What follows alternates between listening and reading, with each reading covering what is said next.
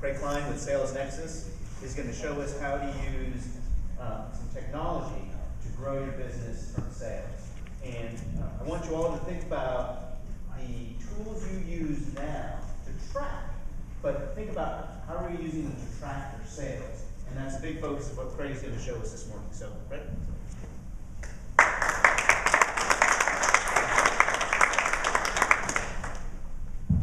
Thanks, Rayhan. I'm grateful to be here. I appreciate the opportunity to talk to all of you guys. It's been a great conference, and the thing that's really jumped out at me in some of the marketing talks that I've seen is all of the aggressive advice about getting out there, putting it on the internet, which is something I'm going to touch on here today. But mostly, I'm here to talk to you about growing sales, something that's near and dear to all of our hearts, I hope. Is there anybody in here that's not planning on growing sales?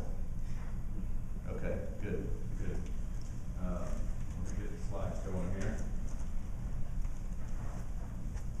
So Sales Nexus was founded in 2002. We've been doing this for 10 years now, and I bet this happens to you guys. You go into like a cocktail party, and you're meeting new people, and you're telling people what you do for a living, right? And you say, I'm an expediter. And they look at you like, huh? Right? Happens to me too, because I do CRM. What the heck is that?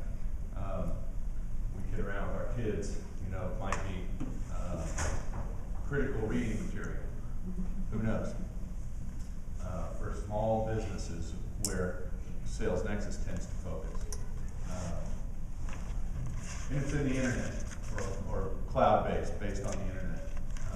But what CRM is customer relationship management. So that means all of your shipping and receiving contacts for a given customer, all in one place. All the notes on calls and meetings, proposals, contracts for a given customer, emails that you've exchanged, schedule reminders to follow up next week and stay in touch with that customer. That's what CRM really is. Access wherever you are, your call center in the office, out in the field, on the golf course, in the plane, wherever, having access to that information when you need it, all in one place. So, how many of you have a central repository of customer information today that everybody on your team can access? Good, good. Well, here's some reasons that if you don't have one, you might want to get one, among many others. Imagine that your salesperson leaves to go work for the competition, and he's been keeping all of your prospect and customer information in his Outlook file. Can he take that with him? Do you have a copy of it? Maybe not. Or what if the customer complains and you get into one of those he said, she said arguments and you can't really back it up, right? You can't back up your side of the story. But more importantly, and especially in the expediting business, it's all about timing, right? You're losing business because you're too slow to respond to opportunities. When a customer calls, they want action right away.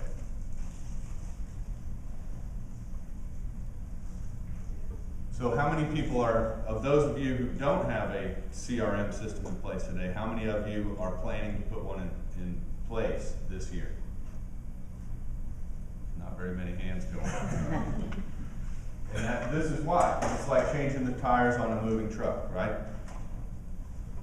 You've got to stop what you're doing. You're running and gunning and running your business, trying to work with your customers, and now all of a sudden somebody's saying, we're going to stop what we're doing. We're going to set up a new system. We're going to train everybody, disrupt everything. Who can afford to do that, right? Add to that sales is stressful in the first place, right? We're all running as fast as we can, prospecting, networking, doing proposals, closing deals, right? So you want to grow your business, which means you want to do more of all of that stuff, right? All the stuff that's stressing you out, you want to do more of it now. So something's got to give, right? We need access to information wherever we are, and we need to be more efficient at reaching out to customers and growing your business.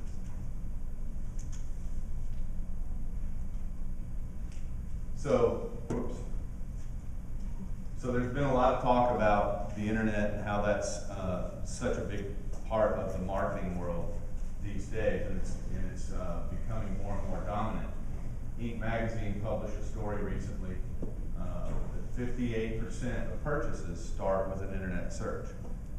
That means that by the time you talk to a customer, he's already looked at you, and he's looked at your competitors, and he's far more educated than you really think he is, right? So, is your website creating leads for you today? Is it creating opportunities for you? If it's not, it needs to.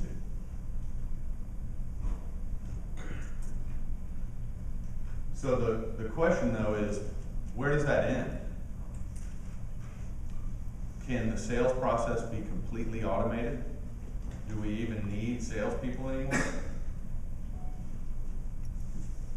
I believe that technology has enabled us to change the way we sell.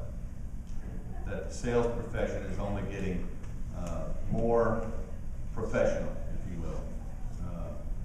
In the end, in the expediting business, when I need an expediter, I want to get somebody on the phone and talk to a human being that can get the job done, right? So that's not going to change. What will change is that the internet and your CRM system will allow you to spend less time churning through contacts, cold calls, prospecting, and spend more time with highly qualified opportunities, building relationships, deepening those connections, and maximizing the value of those relationships. So, that's what I'm here to do today. De-stress your sales world. Reach out to more customers. Reduce the stress level and the frantic pace of selling. And deepen relationships with customers. All without busting the budget. So that's your customer. He's out there in the real world and he's doing real things, right? And he calls you and he says, I got a proposal from you guys last month. I need to ship that thing today. Can I get the same terms? When you get that call, do you even know what he's talking about? Do you remember that proposal? Are you able to answer his question? And if you can't, is he going to call your competitor? Or, I got an email from your rep here that says it'll be here at 10 a.m. It's 11 a.m. right now. It's his word against yours because you don't have access to the information. Information scattered everywhere. You've got your emails, you've got your sales guys, you've got some information, you've got the files back in the office, and you're out in the real world with your cell phone. You need to bring it all together and have access to it wherever you are. Because your customer doesn't have time to wait. So the opportunity is to make all this sales intelligence available in one place, so that everybody on your team has access to it, not just you. And create automated ways to stay in touch with leads and prospects and customers, to nurture those relationships automatically. That's one of the big failings of this stressful sales world that I'm talking about. Excuse me. We're running and gunning, we're going real fast, we're reaching out to as many customers as we can, but do we do a great job of following up? When a customer says, I'm interested, but call me in 6 months, or something like that. Are we gonna call them in 6 months? Will we remember that? Probably not. That's the number one complaint of sales managers, is that their salespeople don't follow up properly, right? So let's automate. Take the stress out of it, make sure it happens, and do more of it. So here's the X factor. You have your sales funnel. Prospects go in, Some of them turn into opportunity. A few of them turn into clients, right? What happens to the rest of them? The ones that don't turn into clients? In most businesses, they're thrown away.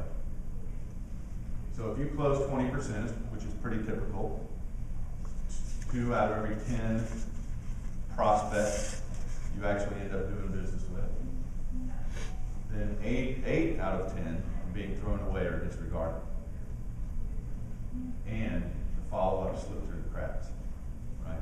So that's where the opportunity is. You're losing shipments today and losing them tomorrow, right? So that prospect calls up, you have a conversation, but they don't buy for whatever reason. Maybe it's timing, maybe it's price. They don't order. Maybe it's because of the cost. So they decide to do it the cheap way, right? Will they learn their lesson from the experience and realize how valuable your service is? Probably so, right? But when it occurs again, will they call you? Will they remember you? Or will they call your competition? Will they Google someone else? So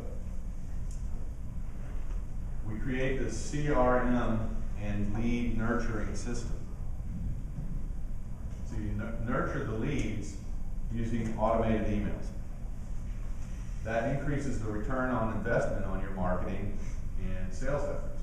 All of those cold leads, those 8 out of 10, turn into hot leads in the future, right? You increase your sales closing rate because you're communicating a consistent message. And you increase revenue per customer because now all of your customers know about all of the things you can do rather than just whatever they happen to talk to your salesperson about.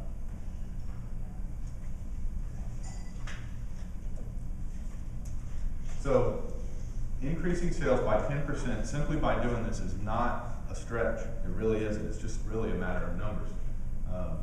Again, let's say we're getting 100 new leads every month.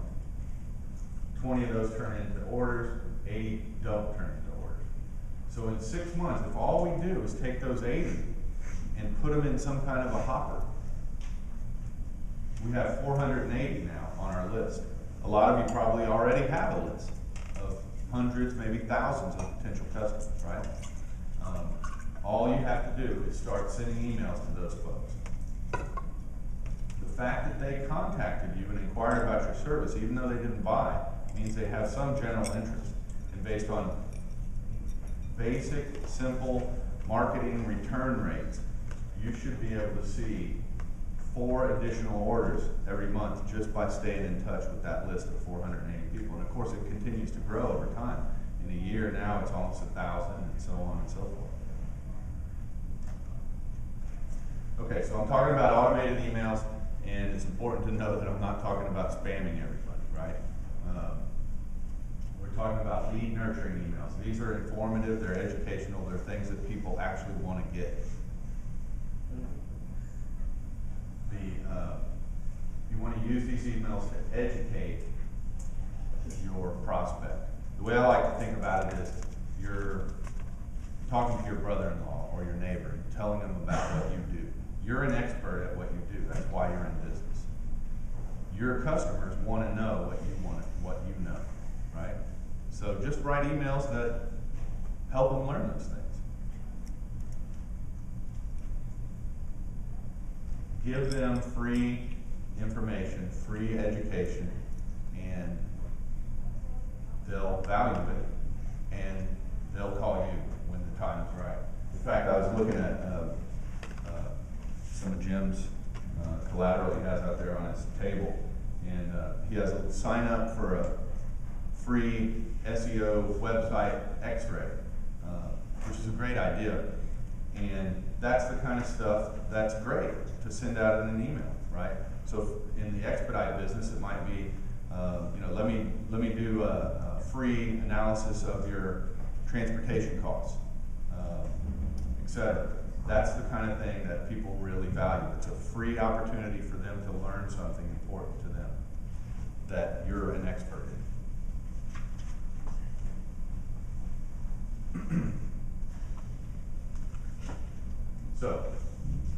this all started? Well, first of all, you gotta start collecting that customer information. Start somehow, even if it's putting it in an Excel file, but start. Because again, like we talked about, over time, you're gonna end up with this list that in and of itself has tremendous value. Start tracking your sales process. Identify the 3 or 4 things that you have to do every time you close a deal or get an order. What are those things? Don't worry about getting it right. The whole idea is to start tracking it and measuring it and learning yourself. But start. And then from that data, you'll begin to see more deeply into what the process is, what matters, where deals get stalled, where you lose deals to the competition, etc.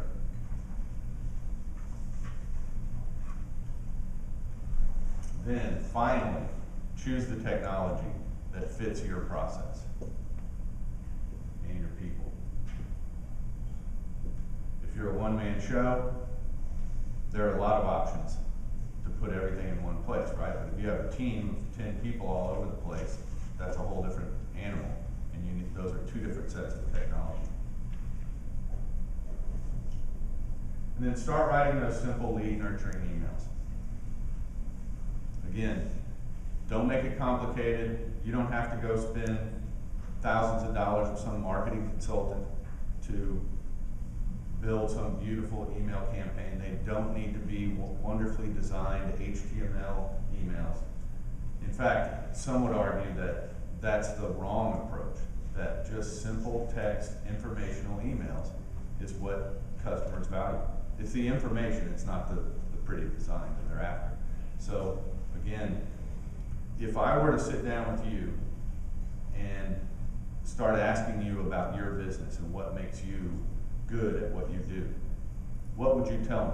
There's probably 4 or 5 things that you would rattle off right away. Those are the things that you put in an email.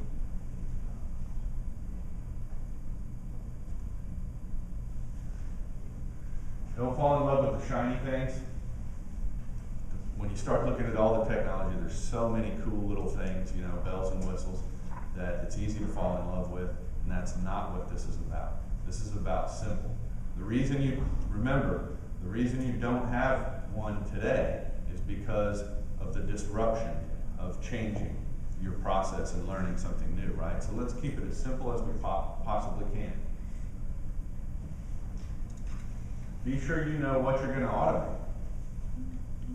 Maybe it's just putting information in one place so that you have it, everybody has access to it. That's an important step. Maybe it's the response to new inquiries. You want to make sure that that happens in a timely way and in a consistent way. That's important. Maybe it's staying in touch with customers. So if you do a lot of repeat business, that can be very important. Maybe it's getting customer feedback after the order. So I have a new customer, we just did our first shipment with them. So I want to make sure and send them a survey, maybe. How do we do? And then decide, what is the return that you expect to see from this? If we're going to automate the response to new inquiries, let's first measure how many of those do we typically close business with, and by doing this, how do we want to impact that number?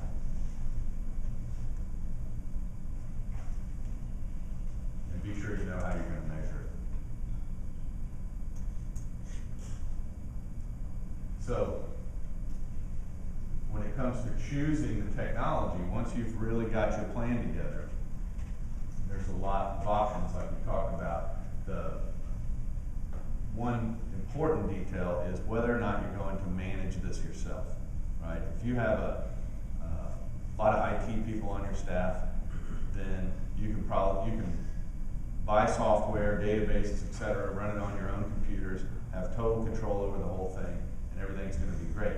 But what you need to know is that the most important thing is when your employee needs to use this system, but something's not working right, who's going to get the call to fix that, right? Because you can't have your business stop once you become dependent on the system, right? So there's internet-based services that are hosted, and services are provided around that, and then there's software you can buy and you're on your own. And there's everything in between. Be sure you know about the implementation and help desk services that are going to be provided with whatever technology you choose. Well, you may rely on the software vendor themselves to provide the help, or you might get a third-party consultant, or again, you may have internal IT resources to take advantage of. Identify the solutions that fit your support needs and your budget first. And be sure you know what setup and training is included. And again, don't fall in love with those bells and whistles. So, this can be done while the truck is moving. Plan time to plan. Play with the IT in the lab. Set it up on a computer and tinker with it without disrupting your business in your spare time. Take your time. Don't rush. In fact, for most of us small business owners, we're our own worst enemy when it comes to this, right? Because we're small business owners. What we want to do is make a decision and see the action immediately. We're in a hurry. We want this done. Don't do that here. Take your time and make sure you've got the plan figured out. Tailor it to fit your business. Make sure that you've set it up so that when you pull up the Bob Smith record, you can see everything you need to know that's crucial about Bob Smith. Not just his name and phone number, but the things that matter. How many shipments did he do last year? What's the average load size? What type of materials are we talking about, etc. Then start testing it in the real world. Play out some real world workflows. And then finally train your staff at the very end, once you've really got it right. In our business, we have a process for doing this that works pretty well, designed specifically to avoid the long-term disruption of things. So what we do is we sort of work with the customer, a couple of key individuals on the customer side, and download basically in the series of meetings and interviews their business model, marketing and sales processes. Then we go away and build the database for them. Then we give it to them and let them tinker with it and test it out in the real world. And then we make adjustments and go through that process 2 or 3 times. And then finally, only after everybody signed off on it and we've tested it out in all the crucial workflows, do we schedule then a training session for the whole team and go live with it, right? And that process may unfold over the course of a month or so, you know. In fact, it's important to think about what kind of resources are we talking about investing here, right? Obviously, there's the cost of the technology itself, but how much of your time is going to go into doing this? Typically, what we tell a customer is to expect to spend about 8 to 16 hours to go through that process I just described. So that's not too bad, especially stretched out over a couple of weeks, maybe a month.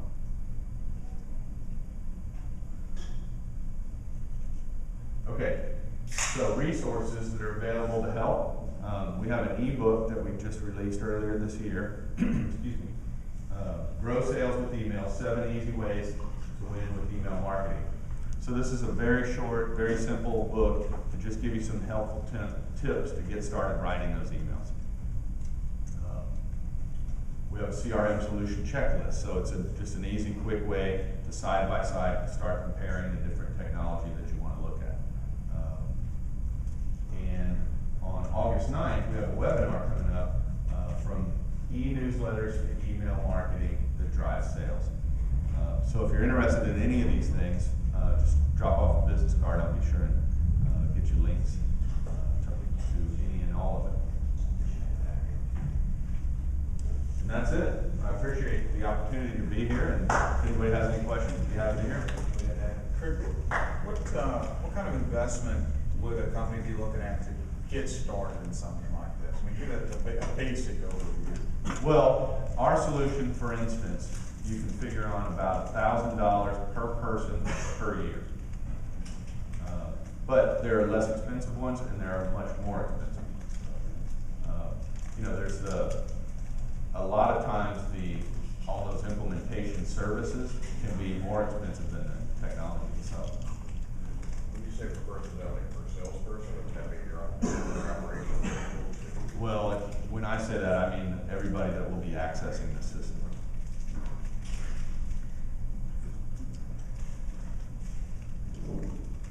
Any other questions, Craig? What's the, Craig, I have one quick question. Give us an example of some customers that you've had and the return that they've gotten and some of the challenges that they faced in going through the process. Things that have worked well and things that you've seen pitfalls in the process here. Right.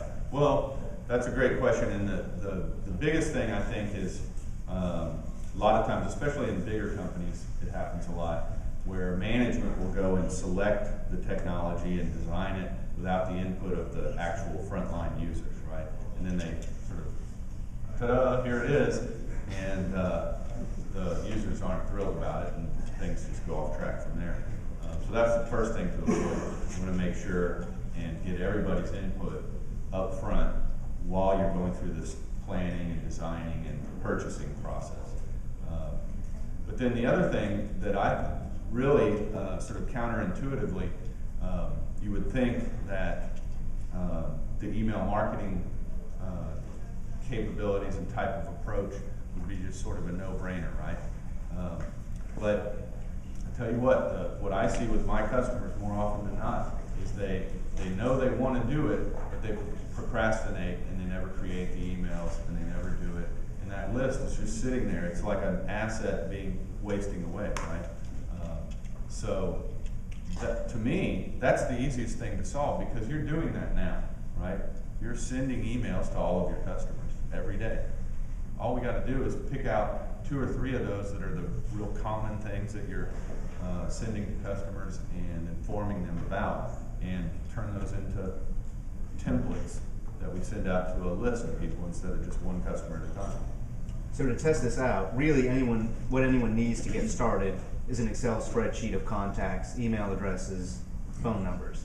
And they could go trial Salesforce.com, this sort of solution, to really complete the suite of, right now, expedite companies typically will use a service like Selectus, which may help them pinpoint missed loads and so forth where they didn't get that, and they could use a service like this to try to bring those back into the sales cycle.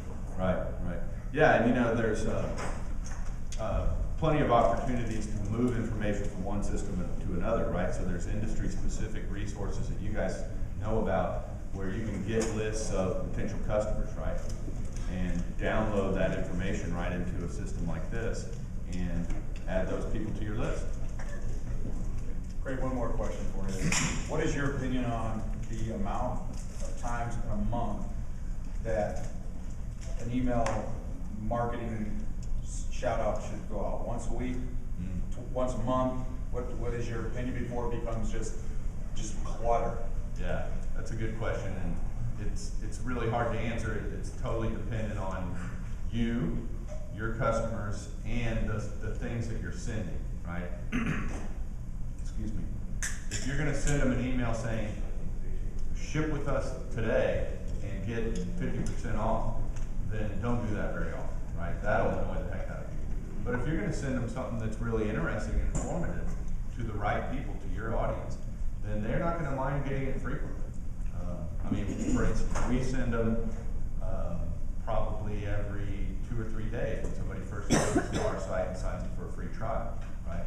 And then it starts to kind of space out a little more. So. Any other questions for Craig? No? Craig, thank you very much.